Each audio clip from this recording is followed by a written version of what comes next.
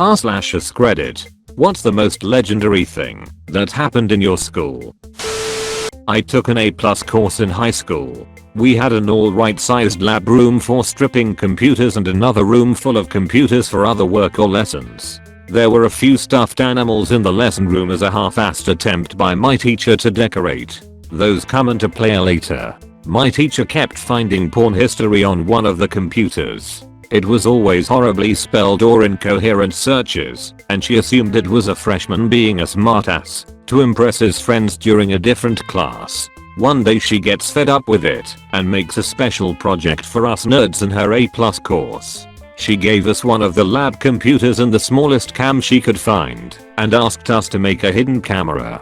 We complied and made a decent one and brought it into the other room, set it to record with more than enough hard drive space, and aimed it at the perp's putter. The next day we fire up the vid and see one of the seniors coming in before school starts, googling some porn and giving himself the old wax job. He cleaned up with one of the stuffed animals and went about his business. She threw out the stuffed animals and the cops got involved. Kid got into trouble, but went into the army after high school, so maybe it all worked out in the end. Oh boy, here's my A+ class stories. So teacher changed and only kept the A+ course elk for 1 year, but under the previous teacher the final was to set up a computer, format/partition a hard drive, and then install Windows 98, Windows XP and a Linux distro on the partitions with specific software. 1 year a single student did all the work and promptly cloned it to all other students. The second story does involve porn. This was when I was in the advanced class, i.e. I took a second year of it. A couple of the seniors hated this one kid, who was pretty annoying, so they wrote a batch file and placed it in the startup folder. The batch file opened a 10-second clip of interracial gay porn, and the seniors had the volume turned all the way up on external speakers. The victim turned on his computer with the teacher standing right behind him, and instead of unplugging the power, went for the speaker cable. The teacher later had the second year students, including myself and the senior who had done it, fix the guy's computer. My high school was a bit on the sketchy side. During my sophomore year there was a fire, and despite all the fire drills we'd been doing since kindergarten, no one really knew what to do. Some students made their way 10 blocks away to a Wendy's and a Waldbaum's, where they proceeded to rob both. At the end of my junior year, this sophomore threw his freshman girlfriend through a display case. She ended up with 13 stitches, and he got a lovely pair of handcuffs. In my senior year, we got a new principal, because the old one quit at the end of the year prior. Anyway, this was the year the 5th Harry Potter book came out, and even before the school year started people were calling her Umbridge, because of her reputation at her last school. Most of us thought she couldn't be that bad. Then we met her. She really was awful. To make matters worse, she was racist to boot. One of the black teachers didn't agree with her teaching style, so she fired his lazy ****ger rats in her words. Within a week, the narc was at the school. Before she finally resigned, there was a student walkout and people started throwing cafeteria fruit at her whenever they saw her. We were all glad to be rid of her. When I was in grade 9, I was sitting in the computer lab working, and during the communications class, all of a sudden, we hear this loud revving getting louder and louder, something passing by very quickly then fading away. Our teacher ran out of the room after it, and crike, I had no idea the man could move that quickly. I was in crutches due to a sports injury, so I had to hobble out behind the rest of the class as we tried to find out what was going on. Apparently, one of seniors brought an ATV to school and drove through the halls. What was legendary was that he somehow was never caught. Edit. I love the internet. Half the replies are about my 6 AM sleepy mistype all of a sudden. I mean, it's technically not wrong. Edit. More detail. This was in Canada in the early 2000s. There was a video floating somewhere on FB, which means it's probably lost forever. Pretty crappy, since it was literally one of the early digital cameras taped onto the guy's helmet. If I remember correctly, they let him in through an unused auto classroom side door, and he rode out the back. The area was very rural, so he probably drove it in instead of in the back of a pickup. Most likely rode it straight home too, so yeah, no proof at the end of it. Jeff jumped off the roof of the chapel into a dumpster filled with empty cardboard boxes. 50-foot drop, 8x8 dumpster. Edit. We are gathered here today to mourn the inbox of a kralopede. Edit 2. Some background. Twice a week at our school, the junior and senior guys were on garbage/recycling duty after lunch. We'd gather all the garbage bags and recycling from the classrooms and offices. The building was a school attached to a church with offices and a sort of community center. It wasn't a huge building, but it was pretty big. We'd take all the garbage and trash out to the dumpster, which was set next to some sheds behind the building. That's how it all started, Jeff jumping off a 10 to 12 foot shed into a dumpster full of cardboard boxes. We'd laugh, roll the dumpster out to where the garbage guy could get to it. Someone else rolled it back when garbage was collected. One day Jeff climbed the backstop of the baseball field right near the dumpsters. That was a 25 to 30 foot drop, I think. He made that one look easy. Then he dropped in from out of a tree that was probably about 40 feet. Finally, about a month from our graduation, he told us his plan. He had to break into the crawl space above the chapel, accessible by a padlock trapdoor on the 3rd floor of classrooms, then climb up through the attic space of the chapel and onto the roof. The chapel parking lot sloped sharply by about 7 to 8 feet, which is where the 50-foot drop comes in. We saved boxes for weeks, set them up in the dumpster, put it in the parking lot about 15 feet from the chapel wall, and watched him jump. My first day of high school, I was starting at a whole new neighborhood from moving and knew no one, so I kept to myself. I didn't handle crowds all too well, but I mustered the courage to get out of bed and get ready for school. I ran downstairs and talked to my dad about what I expected to get out of the day and ate breakfast. I walked out to the corner to catch the school bus, and that was awful. Nowhere to sit as everyone felt they each had their own damn seat.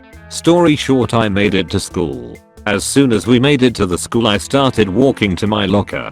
There were so many people I was about to lose my mind, and I asked myself if it could get any worse. It did. A girl bumped me from behind to get ahead to catch up with someone. In one swift action, she ripped off her backpack and unzipped it to pull out a kitchen knife to stab the girl directly in front of me right in the back. I froze. I couldn't breathe. I felt dizzy. I turned around and walked straight home. I lived about 10 miles away. I just kept walking. I never looked back. I just wanted to make it home, crawl upstairs, and sleep in. 2 years ago, the app Yik Yak was growing in popularity at my school. Maybe about 25% of the student population had it, but since it is anonymous, people started roasting other people through it. Just as people were no longer using Yik Yak, our shithead principal heard about people roasting other people. He made an announcement talking about Yik Yak and digital citizenship. Naturally, everyone re-downloaded the app, and anybody who didn't previously have it downloaded it as well. Word quickly got out that some teachers got Yik Yak as well and were monitoring it. People started to post stuff like "fight in the art hallway" and laugh as a group of 3 teachers would speed walk by then towards the art hallway, on to find out there was no fight and see the next post "fight in the cafeteria." This went on for 45 minutes until people moved on to better pranks. I'm pulling the fire alarm next period. Shithead principal misread this as firearm and called a lockdown on the school, which lasted for 80 minutes, and there were cop cars all around the school. Later that night, my school was on the news, and Yik Yak is now blocked within 100 meters, I think, of any school in my school board. TL. Doctor, my school got Yik Yak banned in my entire school board. Edit. Maybe it wasn't just my school board. Maybe it's all of Canada or something. I'm really not so sure. I went to a professional training high school. We had to choose a major for our senior year, and on Tuesday and Thursdays, we would spend the entire day in classes involving our chosen major. Strange, yay. Only lasted for a few years. Now it's just a regular magnet school. Whatever. Here's my story. My tech teacher was cool as fuck. He'd give us a project on Tuesday morning, and we'd have until Thursday afternoon to turn it in. If we were done early, have fun on the internet. If late, well, that's a strike on your grade. Most of the students busted ass on projects on Tuesdays, so we could watch Jerry Springer on the TV cart in the back of the room on Thursdays. Me and 2 other kids would play Warcraft 2nd on the network computers we set up. Seriously, this teacher didn't give a fuck, as long as our work was done. One Thursday, one of the students in my class was flipping around the in-service channels the school had. Sometimes they would play a movie on it for some class. Guess what? Porn. Hard fucking core black on black porn. Student quickly turned it down and turned the TV from the line of view of the teacher. Teacher still heard it. He came over, coffee cup in hand. Looked at the class, looked at the TV that wasn't turned off in time, looked back at the class, took a sip. First off, anyone offended? Class, no. Keep it low. If someone comes in, turn it off. In high school we weren't allowed to wear costumes for Halloween. My senior year a giant group of us, about a good half or 3/4 of the class decided that we're going to dress up anyway and meet in the parking lot before school to march in together. I spent the night before making my costume, which was a suit of armor made out of cardboard with metallic tape, a sword made the same way, and one of those broomstick horses. The next day we all gathered, like we had said, and marched it together. It was hilarious, but I guess they found out, so the deans and assistant deans were waiting for us in the cafeteria to take our IDs so we could report to detention. One of my friends had dressed up as an ATM that he made out of cardboard. When they asked him for his ID he was ready and slipped it out of a slot like a debit card. The best part was at the end of the day, when we all gathered for detention. They didn't have enough room for us and all the other people that were there for other reasons. Out of frustration they decided to make our detention Saturday ones and spread them out. It was totally worth it though. Late to the party, but worth a shot. At our school, UK, on the year 11's final day of the year they would do egg and flour day. Essentially, pelting the lower years with eggs and flour. This was a long-standing tradition at my school and went back decades. As you can imagine, with parents understandably annoyed at the sight of the kids coming home covered in mess, the school received a lot of complaints. Because of this, the school clamped down on it in the past 2 to 3 years with huge punishments for those caught taking part. To get around this, the year 11s typically moved the location to somewhere off grounds where students could be ambushed on the way home. Typically the local shops. Anyway, it was our turn. We were the year 11s now. We wanted to make our mark. A group of around 10 or so of us got together towards the end of the year and started brainstorming. It took us about a week to come up with it, and it was perfect. Or so we thought. Here was the plan. The school was recently going through some renovations, so a few things were moved around, and a few areas were off limits, including one of the fields. Now this field was where we would go in the event of a fire drill. Because of this, the fire drill point was moved to the tennis courts. Great. Why was this great? Because the tennis courts bordered on the local woods. The very edge of these woods were bordered by incredibly dense growth that was very difficult to see anything through. Between the growth and the tennis courts was a 10-foot fence, and just behind the growth was a pathway. Perfect. So the plan was set. We will send a guy inside, get him to pull the fire alarm, then send a barrage of eggy flour death to the unsuspecting lower year peasants beyond the fence. Skip forward to the day of the event. We sent him in to be the man on the inside. We were ready and waiting in the woods, armed to the teeth with pancake ingredients. We waited a long time. It must have been an hour and a half at that point. We'll come back to this later. This was before mobile phones, so we had no contact with the man on the inside. An oversight. We sent in Christian to find out what was going on. And we waited. Not long this time. 20 minutes later the bell went off. It was happening. First we would only hear the piercing ring of the bell. A minute later, the loud chatter of many prepubescent voices. It got louder and louder. The tennis court was filling up. Students were getting into their lines. We waited for the perfect moment to strike. A few more minutes later, things quietened down. We started to hear the teachers shooting out names, going through their registers. This was it. Time to strike. With the students now silent, it was time to unsilent them. Without saying a word, we unleashed. Cartons of eggs were emptied into the air, over the fence, and down onto the underlings to the most satisfying crack splits. Flour baggies were spilt and tossed over, leaving trails of white smoke, before landing with a puff, and filling up the area with clouds of potential biscuit. The screams. Oh, were they glorious. The complete sound of chaos. It started with silence. Shock as to what was going on. Then the fear set in. Nobody wanted to be egged. The tennis courts exploded into a mass of running kids, dodging yoke, trying to get out of the way. Teachers trying to find out what was going on, barking orders and trying to calm everyone down to little success. And that was it. Within 60 seconds we had exhausted our ammo and it was time to retreat. Laughing hysterically and celebrating our accomplishment, we melted back into the woods and fell back to our meeting point. It was done. We were legends. Now let's fast forward a week. Remember Tim? The guy in the inside who took too long pulling the alarm.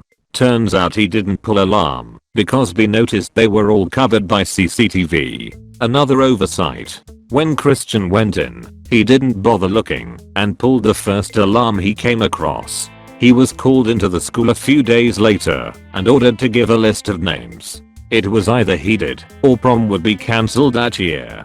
Can't blame him really. I probably would have done the same thing.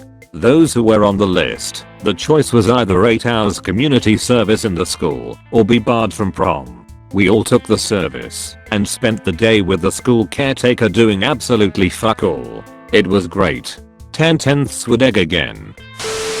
I'm from a small town in Indiana. That means two things. Nobody really knows what you're talking about when you say where you're from. Here in Indiana, you're either from around Fort Wayne or around Indianapolis. You never see fights break out.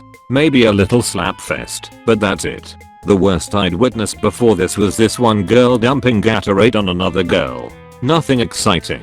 But this day broke both stereotypes. We were put on a hard lockdown that day, meaning we had to sit in class until the teacher released us. We missed the entirety of third period, sitting there in second period, while our teachers got bored and started watching cat videos with us on YouTube.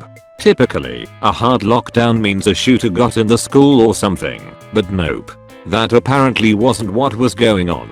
A senior, who was over 18, got in a fight with a freshman over a sophomore girl, and then they pushed each other out a fucking window. We were on the news. You don't say you're from around Fort Wayne anymore. Nowadays in Indiana you can get away with saying we're from that town, where the kids went out a window. Edit. I just need to clarify some misinformation on this. Sorry about everything. Yes, some people also say I'm from around Chicago or I'm from direction, Indiana. My point was, you'll never hear a guy tell you they're from Wabash, Indiana. Second, I seem to have miscalculated the impact of the window shatter. It was on the Fort Wayne news station, so only people in Northeast Indiana know about it. I'm not going to confirm the location, so please don't try to send me your guesses. Finally, we don't really say we are from the place where the kid went out the window. Usually, if you do happen to say the name of your town/high school, people will respond with isn't that where those kids went through a window? I had a teacher who was effectively the resident badass of the corporation. I may have a few details incorrect, but his story went something like this. He drops out of high school about junior year and joins the army. He gets tired of that and decides to go be a lawyer and passes the bar exam.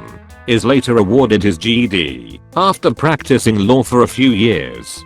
Gets bored again and goes back to school to be a teacher at the very same school he dropped out of. Now teaches IB classes and changes departments on a whim, typically due to fatigue with the material. The funny thing is, what he was remembered mostly for was having a student attempt to take out some aggression on him, resulting in said student being forcibly moved down a flight of stairs. and placed in a headlock until authorities arrived. Edit. A lot of people commented about not being able to become a lawyer without a GED. I don't believe he was practicing law before being awarded the GED. Also, he's about 40 or 50 at my best guess, so he may have been able to do that at the time. Background. 4 years ago, went to a small Christian high school. Open campus accessed from the outside, not one big building entered through inside. This school was hell. To attend we had to sign a document that let them breach our rights to privacy, and they could go through our phones, texts, backpacks without any probably cause. Drug testing students randomly, paid by our tuition. Drug dogs on campus that never caught anything in my 4 years and paid by tuition. Every class loved to hate the school. It was like the establishment. Anyhow, had these group of 4 kids in my high school, couple years older than me, come to school one night and wipe shit everywhere on the windows of our classrooms and inside of the door handles. Teachers got real pissed at that clever move. One teacher was so infuriated he says to our class, fuck the senior class, absolutely enraged. Anyhow, they cancelled prom and our student pride week, unless one of them came forward.